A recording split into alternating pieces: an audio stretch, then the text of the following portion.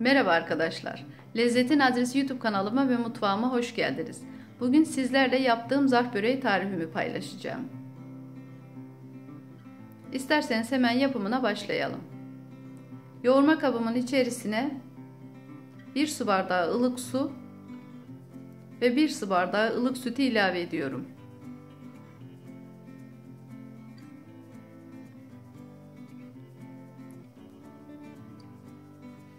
Şimdi bir paket maya ilave ediyorum ve 1 yemek kaşığı şeker ilave ediyorum.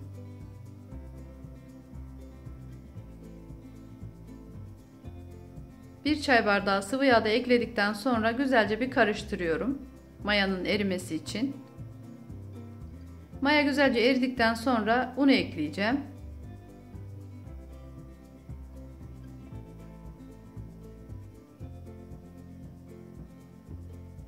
Unun ilk önce bir miktarını ekliyorum. Ve üzerine 1 tatlı kaşığı tuz ekliyorum.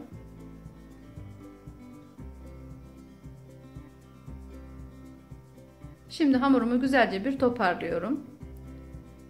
Kalan unu daha sonra ekleyeceğim. Ele yapışmayan yumuşak bir hamur yapıyorum.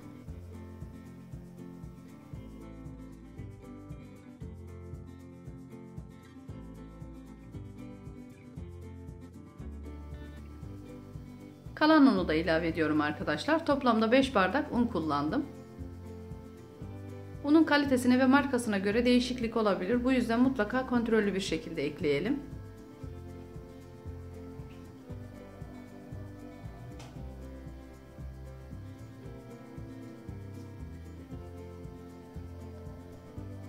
Hamuru güzelce kıvam alıncaya kadar yoğurup toparlıyorum.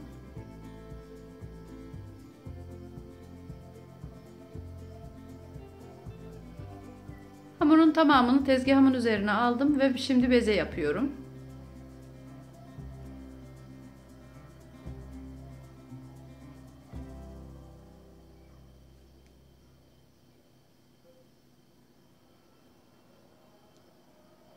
Hamuru bezeledikten sonra uygun bir kabın içerisine alıp üzerini kapatıp bir 10 dakika kadar dinlendiriyorum.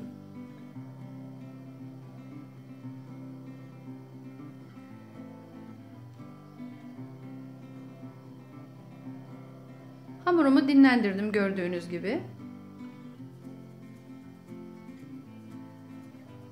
Şimdi ilk bezemin altına ve üstüne birazcık un ekleyip oklavam ile açıyorum. Hamurum yumuşak bir hamur olduğu için çok kolay bir şekilde açılıyor gördüğünüz gibi arkadaşlar. Açılması çok kolay oluyor.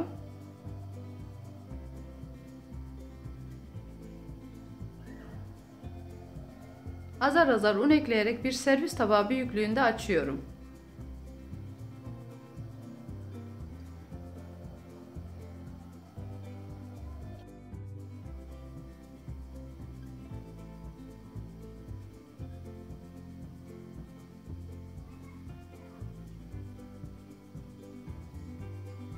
Şimdi ilk açtığım yufkayı bir kenara alıyorum.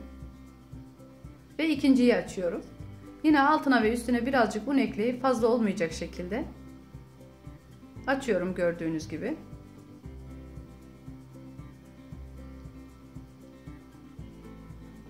Bu arada tereyağımızı da erittim arkadaşlar. Aşağı yukarı 200 gram kadar tereyağı kullandım. Önceden eritip hazırladım.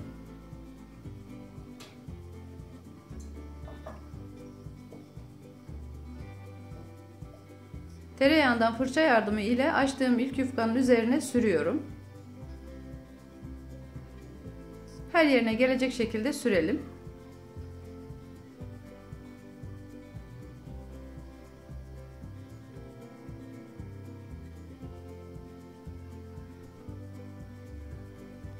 Şimdi açtığım diğer yufkayı yağladığım yufkanın üzerine seriyorum.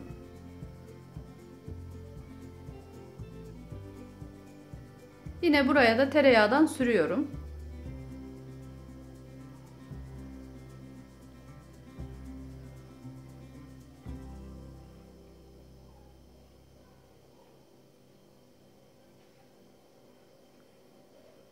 Her yerine gelecek şekilde sürdükten sonra kenarlarını içeriye doğru katlıyorum.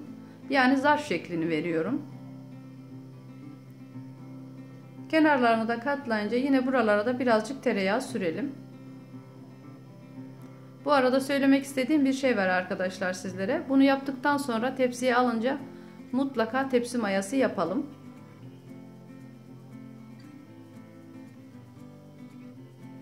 Böreğimi peynirli yapıyorum arkadaşlar. İsterseniz siz patatesli de yapabilirsiniz. Peyniri hazırladım gördüğünüz gibi. Damak tadınıza göre istediğiniz herhangi bir peyniri kullanabilirsiniz. İçerisine ince ince doğradığım maydanozları da ekledim. Ve şimdi zarf şeklinde katlıyorum.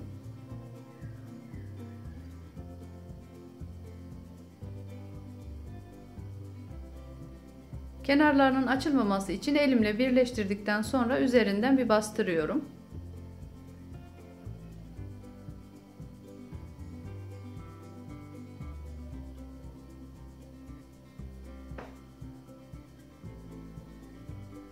Bu şekilde hazırladım gördüğünüz gibi. Ve bir kenara alıyorum. Aynı şekilde ikinciyi de açıyorum gördüğünüz gibi.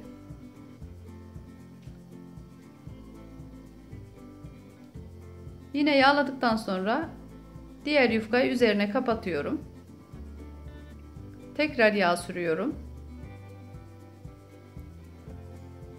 Yapması çok kolay arkadaşlar gördüğünüz gibi. Mutlaka siz de deneyin. Pul pul dökülen çok güzel bir börek oluyor. Yapmanızı ısrarla tavsiye ederim. Garantili bir tariftir. Ama mutlaka tepsi mayası yapalım. Üzeri kapalı bir şekilde 20-25 dakika kadar tepsi mayası yaptıktan sonra pişirelim. Tarifimi beğendiyseniz beğeni butonuna basmayı unutmayın. Kanalıma hala abone değilseniz ücretsiz abone olabilirsiniz. Tariflerimden hemen haberdar olmak için de bildirim zilini açabilirsiniz. Kanalımın büyümesi için bana destek olursanız sevinirim arkadaşlar. Gördüğünüz gibi börekleri hazırlayıp yağlı kağıt serdiğim tepsime aldım. Şimdi üzerine yumurta sarısı sürüyorum. Yumurta sarısının içerisine 1 yemek kaşığı kadar süt ekledim arkadaşlar. Çırptıktan sonra böreklerimin üzerine sürüyorum. Böreğin üzerine isterseniz çörek otu ya da susam ekleyebilirsiniz. Ben çörek otu ekledim. Önceden ısıttığım 180 derecelik fırınımda altı üstü kızarıncaya kadar pişiriyorum. Fırınlarda değişiklik olabiliyor. Bu yüzden mutlaka kontrollü bir şekilde pişirelim.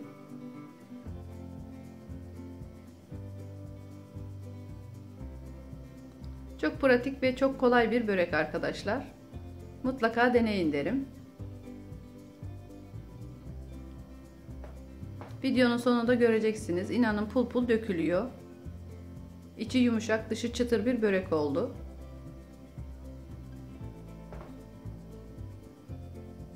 Şimdi fırınıma pişirmeye gönderiyorum. Bakın gördüğünüz gibi börekler nar gibi kızardı. Çok güzel bir şekilde pişti. Çok sıcak, elimi dokunamıyorum ama yine de sizlere göstereceğim. Çıtır çıtır oldu bakın.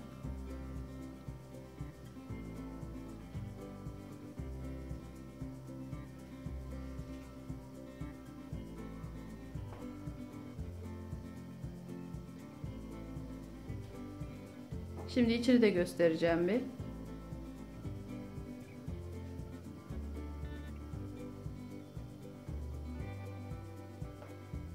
Bir tane daha göstereyim yakından.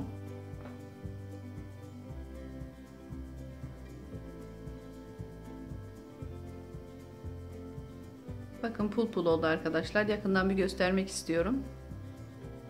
Harika bir börek oldu. Mutlaka deneyin derim. Malzeme listesini açıklama kısmına ekledim arkadaşlar. Detaylı bir şekilde. Oradan takip edebilirsiniz. Sayfamda da çeşitli börek tarifleri vardır. İsterseniz onu da takip edebilirsiniz oradan. Bakın içi kat kat çok güzel bir börek oldu.